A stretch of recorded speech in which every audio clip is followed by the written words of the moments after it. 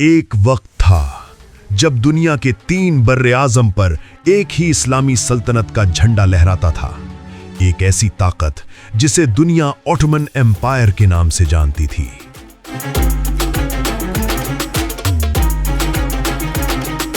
مگر پھر صرف کچھ سالوں میں یہ عظیم سلطنت مٹی میں کیسے مل گئی؟ کیا اس کے پیچھے صرف جنگ تھی، یا پھر اندر ہی اندر کوئی ایسی آگ جل رہی تھی جو اسے ختم کر گئی؟ سچ اتنا سیدھا نہیں ہے۔ اس کہانی میں دھوکہ بھی ہے، سازش بھی، اور اپنوں کی بے وفائی بھی۔ یہ کہانی شروع ہوتی ہے 1299 میں، جب عثمان اول نے ایک چھوٹی سی ریاست کی بنیاد رکھی۔ مگر وقت کے ساتھ یہ چھوٹی سی ریاست دنیا کی سب سے طاقتور سلطنت بن گئی۔ سلیمان دی میگنیفیسنٹ کے دور میں انصاف، قوت اور ترقی اپنے عروج پر تھی۔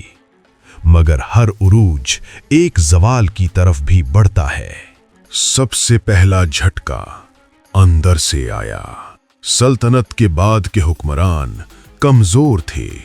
جہاں پہلے انصاف ہوتا تھا، وہاں اب کرپشن نے جگہ لے لی۔ جینیسری فوج، جو کبھی سلطنت کی بیک بون تھی، اب خود ایک بوجھ بن چکی تھی۔ ڈسپلن ختم، وفاداری ختم۔ پھر آئی وہ جنگ جس نے سب کچھ بدل دیا۔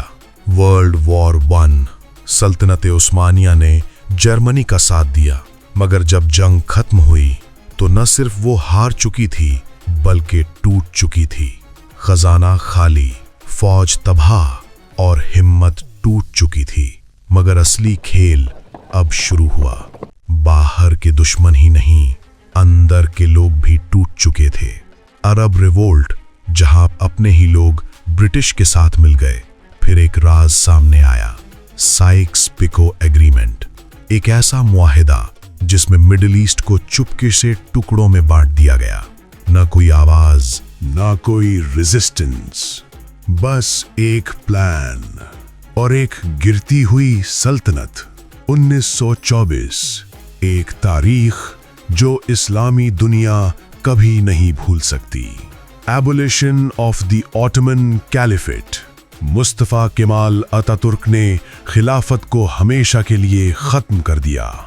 600 سال پرانی سلطنت صرف ایک فیصلے میں ہسٹری بن گئی۔ اس دن کے بعد مسلم دنیا کبھی ویسی نہیں رہی۔